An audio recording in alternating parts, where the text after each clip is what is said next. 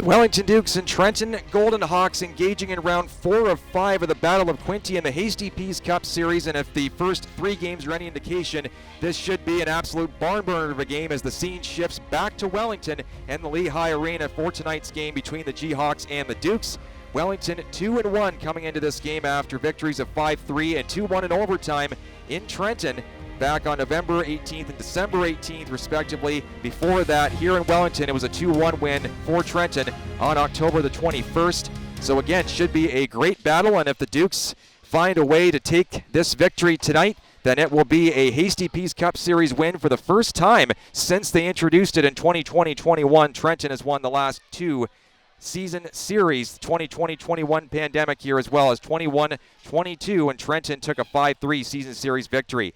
Good evening, everybody. My name is Brock Ormond. Along with me is Zach McGibbon, and this is Dukes Hockey on your TV Quinte, as well as Hockey TV for Royal LePage Pro Alliance Realty Brokerage. And Zach, just an exciting atmosphere here. The crowd is packed. The parking lot was packed as well, all the way back to the snowdrifts at the back of the Lehigh Arena parking lot. This only means one thing, and that is Bay of Quinte hockey, and it doesn't get much better than this between the Dukes and Golden Hawks. No, absolutely not. This is such an exciting atmosphere. Seeing all these people walking by us, the arena is packed, the people are buzzing. This should be a real fun night of hockey. Of course, Trenton's got one of the best blue lines as well in the OJHL. 7 players that could easily be top 4 on any team, but 3 of them have had to kind of shift into a more of a bottom 6 role, or bottom pairing role, I should say. Ben Bonesteel getting the start for Trenton, back in the net after having a great outing against the Toronto Junior Canadians on Friday. He's got an 8-4 record in 12 games since joining the Jayhawks at .239 goals against, a save percentage of .913.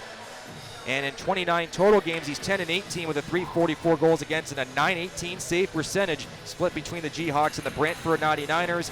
And Ethan Morrow getting the nod for Wellington for a second straight game. He hasn't played at home since January the 12th against the Junior Canadians, where he ended up on the losing end. 21 stops in the 3-2 loss against the Toronto Patriots on Saturday. He is 15-6-1 in 22 previous outings, a .228 goals against and a posted .913 save percentage. And the home side will start out with Luke Strickland, the guy that we'll be watching very closely tonight, with Ryan Cutler and Barrett Joyne up front. Jacob Dietz flanked by Creo Solomon on the back end for the Dukes. And Trenton's got their big unit starting out as well. Matt Cato, Adam O'Mara, and Jordan Fuller, with Nathan Oiko on the back end, joined by Jaden Rad. And we're underway here in Wellington. Great to have you along with us again. My name is Brock Ormond. Zach McGibbon alongside for our Your TV Quinte volunteer crew as a shot gets blocked in the way. Cato whiffs on the second attempt. And now the Jayhawks will try and get the machine whirring early on here. O'Mara curls out, fires by him. Rugen Hill steps up, hands back to Smith. 10 seconds left in the Rutledge minor. Dietz with a lane open, fires, still deflected, they score! Barrett Joyne on the deflection, 1-0 Wellington with 7 seconds to go on the power play. And the Dukes have broken the ice here on this Friday night.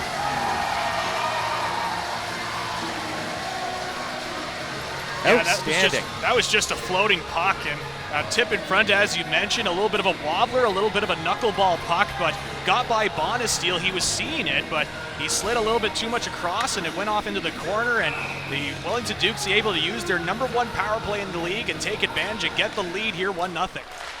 So they can add on one more notch to that belt. 58 power play goals now in the league. That's most. That is most in the league and most in the season. Only goal so far for Wellington on a deflection, his 18th of the year. And we'll try and get the full scoring play here momentarily as well. Break in for the Jayhawks. Nice pass to the middle. Chance it tight. They score. It's Adam O'Mara, top shelf on a nice little stiff pass through the middle by Duncan Grube. And for O'Mara, he continues to maintain his point per game pace. 6th goal of the year and 16th point in 15 games. Yeah, that was just a beautiful play from Duncan Grube. He was able to spot that O'Mara was all alone in front. A little bit of a defensive lapse there from the Wellington Dukes, and O'Mara all alone, and he picked his spot, able to get that top left corner. Just a beautiful shot on from O'Mara, able to tie this one up at 1. Yeah, it's been exciting so far. The first not quite halfway point of the game. Years ago, backhand try by Langdon, save, rebound, Bonesteel in the crease. They score, but they wave it off. right away. The referee was adamant that that was no goal. The fans are cheering. But again, probably a good call there because of the players that were all piled up in the crease area. But we'll get another look at it here, Zach. And right here, there's the push by Langdon. Was by a Trenton player, though. So interesting call there, but they are going to say it's no goal. Yeah, that is an interesting call. That was a Trenton player that put in the push there and got the net off. Rosio's shot gets blocked. The Dukes will just try and seal it off here. No real time left to create a play to get up ice, and that'll be it. As the Dukes will sit on it inside their own zone. 1-1 the score after 20 minutes of play here on your TV, Quinty and Hockey TV's presentation of the OJHL tonight. Live from Wellington. Coming up, Zach will have Robbie Rutledge down center ice. Now they finally will break into Trenton territory, but that stave lasts about a split second before it's knocked off with palm stick.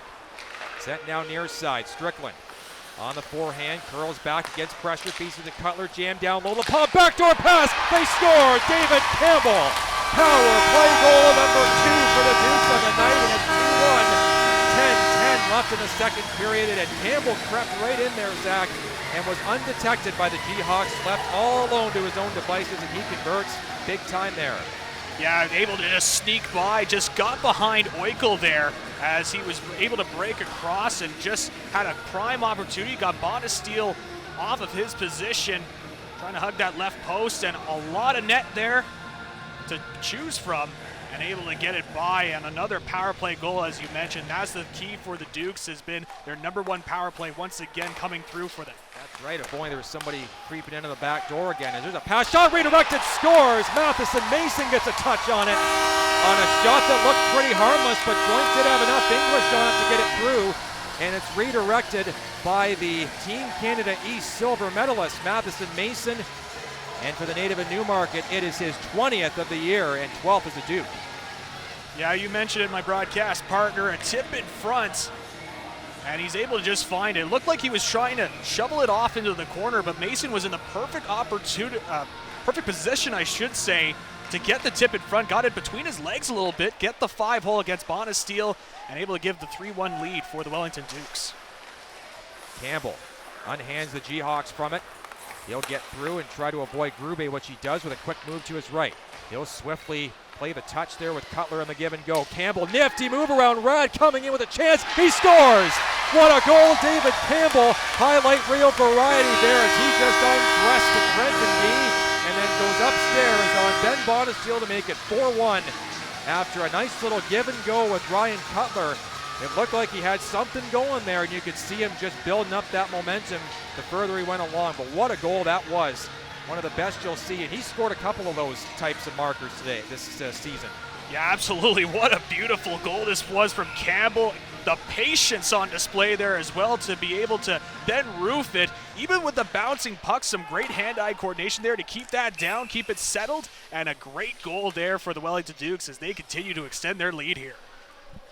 Yeah, and he shelved it too, put it right off the right pad of Bonesteel, who was down and could only hope to get a piece of it somehow to keep it out. Just get enough to knock it away somewhere, or at least have it land in his vicinity. Instead, it goes off his right pad and in.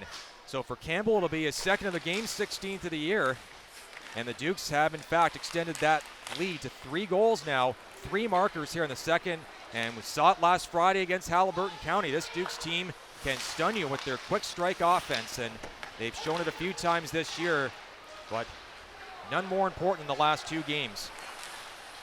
There's a shot coming, deflected away there by Morrow. Rebound still loose in there, they score. The Jayhawks get one back, and it's 4-2 with 4:20 left. Morrow was down, and they shoveled it home. Adam O'Mara getting a piece of it and knocking it in for his second of the game. Yeah, just the puck got loose out in front, and O'Mara was able to find it, and it just got lost. And boy, just stumbling around in his crease and not able to keep control was Morrow, and O'Mara was able to find it and between the legs as well of one of the Wellington Dukes there, able to bury it home and get themselves within 2 here. 7 seconds left, and swung and knocked inside Jayhawks territory, and then DeRazio rifles it off the body, and that will do it for period number 2. 4 goals total in the frame. Hell, 3 of them. Nudging it back over to Dietz, who switched to the right side. That shot got deflected, centering pass out front. They score again in the power play. Barrett Joint times 2. 3 goals on 3 opportunities in the Explore power play for Wellington.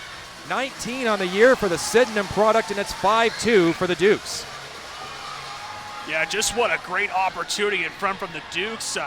Pass from behind, able to find him in the slot, and buries it home for the Dukes. And once again, taking advantage of a power play opportunity. Joint had a good, clean look and able to get it by Bonesteel. And like that, it is 5-2 for the Wellington Dukes. 9 games, but he's largely been silenced tonight. Cato steps into a high wrister and scores. Knocking the water bottle high in the air was Matt Cato, and he makes it 5-3 with 3:35 left in period 3. A nice clean snapshot short side on Morrow.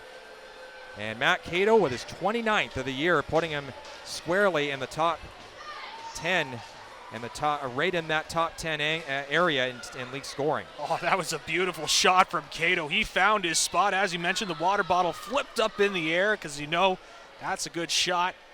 Boy, Morrow wasn't able to see that at all. He was just screened well in front by Natashak as well. And so Dukes are going to start off their 3-3 weekend on a winning note. They double the Trenton Golden Hawks 6-3, and they will claim the Hasty Peace Cup Series with one more game left to go, February 26, 7:30, back at the Duncan McDonald Community Gardens in Trenton. And that win also marks a milestone for Derek Smith, the head coach's 100th victory behind the Wellington Dukes bench. I love that milestone. You love to be able to reach the triple digits when it comes to win. A great milestone there for Smith. End of the first, but then the Dukes really started to come away with it in the second period. We see that Hasty Peace Cup being raised by the Wellington Dukes as they win this season series against the Trenton Golden Hawks. And yeah, they just were able to come away with it in that second period and didn't really look back. A couple of late goals there from the Trenton Golden Hawks to try and keep themselves in it, but the Wellington Dukes coming away with the win here and the season series as well for the Hasty Peace Cup. And for the Golden Hawks, it's just about taking the weekend off and figuring out what exactly went wrong. As we'll take a look at the 3 stars. And Adam Omar is a good choice for 3rd star. A couple goals, and really was probably Trenton's best overall forward, you'd say. Yeah, he was right up there. He was right in the mix. 2 goals, as you mentioned. He was creating opportunities all night long for the Trenton Golden Hawks, keeping this team in it. David Campbell is your 2nd star with a couple of goals, including a highlight reel variety for what turned out to be the game-winning goal late in the second period, undressing the Trenton D and then popping one over the top of Ben Bonesteel. Campbell adding on to his team-leading point total. He's now up to 63 on the year. And then the 1st star is Barrett Joint with a 3-point night, including a couple goals. His first multi-goal game in quite some time, since actually before Christmas on December 20th. Sunday, February 19th, 2:30 from Lehigh Arena. It's a very special game. It's the Indigenous All Children Matters game with the Caledon Admirals in town. And again, that's going to be quite the day. The Dukes will be wearing orange jerseys. So again, you want to be there early to take a look at that.